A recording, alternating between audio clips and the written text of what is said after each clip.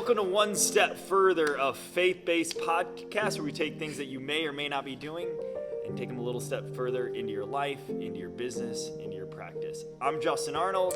Brad Iwanowitz. Today, we're going to go into one of my favorite topics called extreme ownership. Before we get started, I'm going to share with you guys, this is kind of like an intro. If you guys are a fan of Kerwin Ray, you don't know who he is, I suggest you check out who he is. So hopefully you guys can hear this. Who's created a lot of shit in their life? Okay, when you can accept full responsibility for every single creation in your life, you fully own the power, you become powerful beyond measure.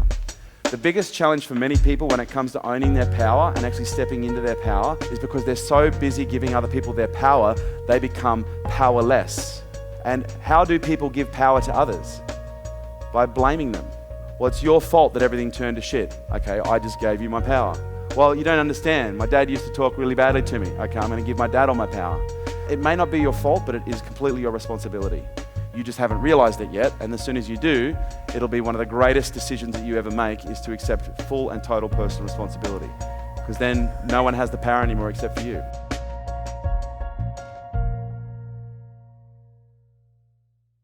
So I don't know if that resonates with any of you guys, but I know just listening to that strikes a chord. So we're going to take this time and talk to Justin because this is something he's experienced in his life. Yeah. We're not going to get too deep today, but I might press him a little hard. We could, but we'll see how this goes. This is kind of like we said, off the cuff. Like if you watched episode 1. If you did not watch episode 1, please go back. Yeah, so the whole idea is growth right here. So growth, taking one step forward, requires you to be uncomfortable and open and vulnerable and share things that might be uncomfortable. Yeah. And those are some of the things that we're going to do is kind of share some things. Getting to know yourself, sharing your story, that kind of stuff. So why don't you share with us a little bit about what that looked like? Yeah, like right before we hit record on this button, I was talking to Brett, and something Brett's kind of familiar with. What that video just said about letting things go so that they don't take ownership over you. For example, I've got stories in my life. One of those pertains to my older brother. Some may or may not be aware. I'm not going to go too deep into it, but I've been asked before by people, how can you forgive him? I forgave him right away. I pray for him actually daily. He's caused extreme pain in my life in a lot of different circumstances, and the reason why I'm able to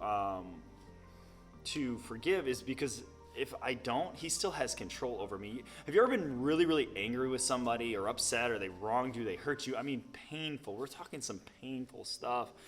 And you're continually angry, mad, or blaming them. Well, they still have control. And I'm not going to allow. Some is faith, but some is like literally like I almost want to like cuss, but it's like I'm not going to freaking let them take any more control out of me as they did in previous parts of my life. So, man, just letting that go, there's just this fresh air relief from it all. So. Yeah, and we were just talking about some verses in the Bible about when David committed adultery with was it Bathsheba, right? Until he repented to God, the literal translation is his bones wasted away. And you can relate what Justin is saying. We literally let ourselves, our minds, our bodies deteriorate and waste away when we're unwilling and unable to forgive the people that hurt us. And the truth is, that's your decision. You're deciding to not forgive them and move on and look forward. And I think we can all go back to situations in our life where we're like, screw these people, I hate them, they ruined my life. And the truth is, what happens from there is completely up to you. Your happiness, the steps you take in your personal health and your fitness and in your business is all stems from deciding to forgive them or deciding to let those other emotions take hold of you and control your life and control your decisions. Yeah. I'm gonna give you. You know what? I'm gonna share another story. I'm feeling like telling some more stuff. So when I was younger. This one's deep. You don't even know this one. Right. I had a babysitter, and he actually burned our house down while we were in it, me and my brothers. And while a lot of people were angry at the stuff that we lost, at the things that happened, I was young, but I just knew even then, and this is a young child's mind, those were just things, those are just stuff and I remember that we would have to go to a counselor and a psychologist afterwards. And I even was cleared because one of the things I even said to him was something along the lines, it's like, I'm not gonna let him control me. I'm gonna move on. That's just stuff. It was just that mindset, even at a young age, that, you know, I was not gonna let the fire keep me down, but let that fire fuel me. Yeah, like it just. So didn't you probably know this quote from Bruce Lee, but he just talks about embracing adversity. That's one thing that I've learned in my life is like adversity is the building block of character and growth. So using, you know, I always say this: there's no bad unless you choose to do nothing with it. So you are in complete control of what your future looks like. And I mean, this is a touchy topic, especially for me in real estate, because a lot of times I'm working with people who are losing their homes, and you know, they're in areas that are typically we're dealing with poverty, even extreme poverty. And you know, I have, and this, you know, I'm gonna get on a touchy topic here, but you know, I have some African American friends that are very successful, and I struggle with you know, how did they get to where they are? And they'll just say it's mindset. You know, I chose to make that decision to not let my circumstances define who I am. But then when you go back into those areas of poverty, even dealing with some Christian ministries, they're like, well, you don't understand what they're going through. You'll never understand living in this type of extreme poverty or growing up in generational poverty. It's like, I get it. But at the same time, it's your choice to let that define. And he can talk about more coming from poverty because he has experience there too. Stories for days. Let's pick on Justin. Yeah, get deep. I mean, I had parents, and they're wonderful. They did a great job. They did the best job they could raising me. But they were the type of parents that you know, to give you an idea, for those that don't know, they're just listening and don't know what I look like. I'm 38 years old, so I was born in 1981. They grew up with it's sometimes 6 jobs between the two of them. And so we had at times had some financial issues and bankruptcy issues. And even in my own life, I kind of carried that on because with that mindset, it kind of fixed that, you know, maybe this is all I'll amount to, maybe this is all I'll earn. But to give you how bad it was, I was literally at one point in my adult life driving around my Jeep Grand Cherokee, avoiding it getting towed and repoed. I was getting phone calls, hey, Justin, where are you? So for all, you know, my Christian friends, don't judge me, hey. But I literally was parking it in different parking lots. Wasn't sure I was going to pay rent. We were, with our firstborn, we have 3 children. With our firstborn, we were literally on EBT, which is a gut decision. And that was a hard one to do. So, you know, I've been some pretty low points, and I know with my mindset that I could get out of it. And I know with my mindset, if I can handle that, I can handle anything. And that's just the tip of the iceberg. I can go deeper on this, but I've been through some troubling times financially, mentally, physically. We wake up every day. We all have the same 24 hours.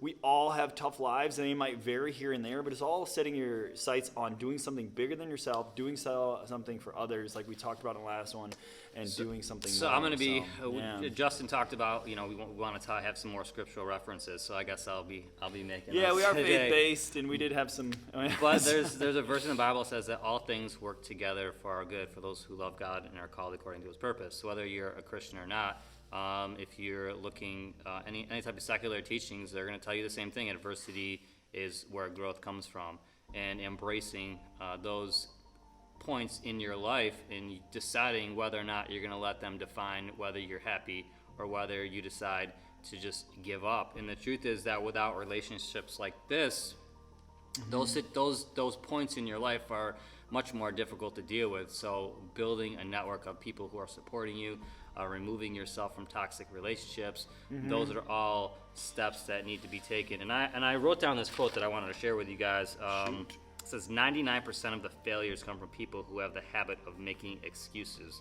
Hopefully that was quoted from the right person, George Washington Carver. Yeah.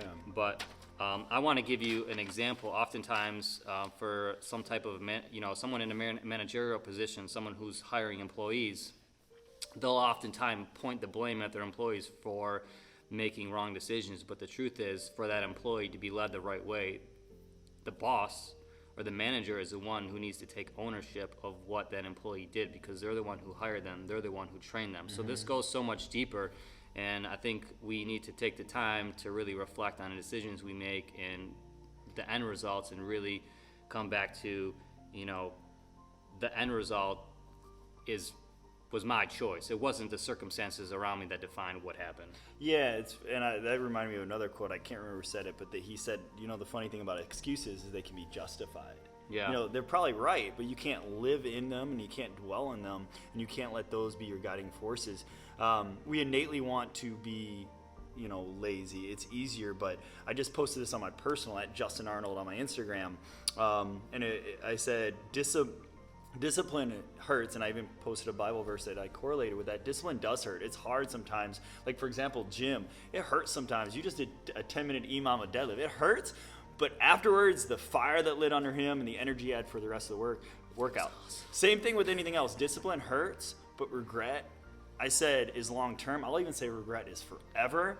So you're going to make mistakes, learn from those mistakes. I mean, I think it was actually Will Smith who said, make mistakes early, make mistakes often. And it's so true I could have misquoted that. The point is, get the message behind the message is it's cool, just get back up. Even with life struggles, even if somebody burns your house down, even if you're living on food stamps, even if you're living out of your car. Tyler Perry lived out of his car. And now he's like, he owns one of the largest studios in America, let alone in Atlanta. Yeah, Dean Graziosi is another one. I wasn't a fan. He does a lot of marketing. He's a real estate investor. But once I start to learn more about who he was and why he's so passionate about what he's doing, he started in the same place, extreme poverty, living out of his car. And he's one of the more successful real estate investors today. And I think, was it Dean and who's the tall guy? Big guy, Tony Robbins. Tony Robbins, yes. Yeah, Tony Robbins Scratchy and Dean voice, Graziosi, they had like one of the most successful marketing campaigns, I think, in the history of social media, and that was within the last year. I think it was like some type of coaching mastermind type of deal, but it was amazing. So those are some great examples. So Justin, I have an idea of I think one of the most important steps for someone to step out of their circumstances. But what advice would you give for someone to step out? Is if you can't see it, it'll never happen. Meaning, if you don't believe, you'll ever be a millionaire, you'll never be a millionaire. If you don't believe that you can help 100 people feed the hungry, then it'll never happen. You gotta believe it. You may not know the path. We could both look back on 5-10 years ago and not even knew that we would be where we're at now, but we didn't know the pathway to get there. We didn't have a yellow brick road to follow. Nobody does. But you got to be able to visualize what you want, and then you got to believe it's got to be something that you have to have. Because just like I put again in my post this morning, just like if you're drowning was the example I gave. If you're drowning, all you care about is breath, and you will fight for your life to breathe. Think about what you want, and then turn it into a have, and then you're going to fight for that. You're going to fight to have that. So just visualize it. Break that down a little more. What comes next after the visualization? I can't say that. Visualizing that. Yeah, so after visualizing, you talked about surrounding yourself, but just taking one step at a time. So you're taking that big goal down and breaking it down into smaller steps. So maybe it's like you want to feed the hungry. Well, maybe it's getting behind the scenes and serving at a local food country. Maybe it's you want to own a gym. Maybe it's working at one if you never have. If you have, then maybe it's shadowing some of your favorite trainers, gym owners, and pulling from them. Some things you're going to have to do for free. Yeah, I think one of the most common things that you hear someone talk about is hire a coach. Get a coach. If you want to do what Brett does, hire him, man. He's amazing. Stop it. You make me turn red. No, but seriously, if you love houses, you want to help people from a genuine way, like with property, he'd be a good mentor for you. So. One thing that I think was awesome is, or I think you heard you say was removing yourself from toxic or those toxic relationships. You will have to. It's that old phrase, birds of a feather flock together. Well, who are the birds around you? Are they like beautiful swans, or it doesn't matter what they look like, but are they people that are going to inspire you, in your life? Or are they people that are if you have a goal or a dream, oh, there's no way you'll do that. You got to be yes, even if it's I want to fly to the moon, awesome, let's figure out how. Like, go big, go home, and have the people behind you ready to support you on those wildest, craziest dreams. And the truth is, that's going to hurt, because a lot of those people are going to be the people you care about the most. And I have a couple friends that we got into a discussion on this topic, and they're like, look, they don't understand why I kind of pulled myself out completely. But the whole goal is for me to get to where I need to go so I can go back and help them. Here's the thing. Like, I've heard the excuse, oh, well, they were friends in high school. So what? Are they bringing you up? Are they building you up? Or are they bringing you back down? I mean, there's no loyalty to somebody that's not empowering you. If there is people not in your life that don't believe in amazing possibilities, your life is a gift. And to us, it's a gift from God. And we're going to have to return that gift when we go to heaven. And we want to look God in the eyes and be like, man, I did all I could with all I did all I could with all I had, and I did the best job to serve, to use my talents and the skills that you gave me? Or are you going to go up, whether you believe in God or not, or are you going to be like, man, well, life is short, and I pretty much wasted it. Like, that's the worst feeling. And, so that's, again, you can't do it alone. I'm grateful for Brett here because he's empowered me to do some things, including this podcast. And I just want to, spiderweb off that because he's going to introduce me to amazing people, and I'm going to do the same thing. And then we just form this network of amazing people that just want to see us all succeed, because we're not in competition. There's a big world out there, and looks like we're gonna have to be wrapping this up soon too. So I have to be honest with you guys, one of the most impactful things in my life the past year is number one, hiring a coach, getting involved in a mastermind, because that has allowed me to align myself with people with similar and same goals. Justin's not in real estate, but spiritually, physically, mentally, we're on the same journey. I'm heading out to West Palm Beach tomorrow, Florida, for a 2-day. I have a friend who actually coaches to do deal coaching, and I do deal coaching for people who want to get started in real estate. But the point is, he invited me out to come out and stay with him, which is amazing. And finding the right network and finding the right people aligning your goals and your vision is going to open up opportunities like that to get out and meet more people, which is pretty freaking dope. So what's one step further that they can go in the life business so they can get out of that helpless or that blame type mindset this week? So for me personally, it started with educating myself. Number one, I honestly had to stop blaming my circumstances and the people around me, because I'm bitter, I don't like what he's doing, but the truth is I wasn't taking the steps that I needed to do and being honest and opening myself to criticism, being vulnerable, saying I'm not doing what I need to be doing. I'm failing at what I want the most, and owning that and saying, all right, I'm going to figure out what I need to do to change. And for me, that was my mindset. So I did a lot of reading. I listened to a lot of podcasts like Lewis Howes. If you guys don't know who Lewis Howes is, his podcast is amazing. That was a guiding light for me for a while, reading, praying, and then aligning myself, like we were just talking about, with the right people. And the more I poured into people, it's kind of cool. The more you give and the more you pour into people, I guess the best way I can describe it is you also make friends and build your network, but you find people who, I guess the best way I can say is they're almost like cheerleaders. They want to see you be successful. So the biggest thing is invest in yourself. It might be for free or for money, and invest in your people. Again, that might cost you too, or it might be for free. I'm going to go one step further in your life. Now, if you are listening to us and you're not a believer in a higher power, in God or Christian, well, we're not trying to change you or force you into it, but we're trying to encourage you, because out of love, we want everyone to join us in the party in heaven with God. So I'm challenging you, if you have the opportunity, download this app called Bible App. I don't know if you have it on your phone, but just go into your app store, download Bible App. And here's the coolest thing about this app. Say whatever you want. Say you want to learn about depression, sadness. It's YouVersion. It's under YouVersion. You can't see it, but you could say you want to just type in, there's a search bar, type in depression, anxiety, business, entrepreneurship, love, marriage, relationship, whatever you want to learn more about. There will be a Bible plan associated with that, and just read it. Keep an open mind.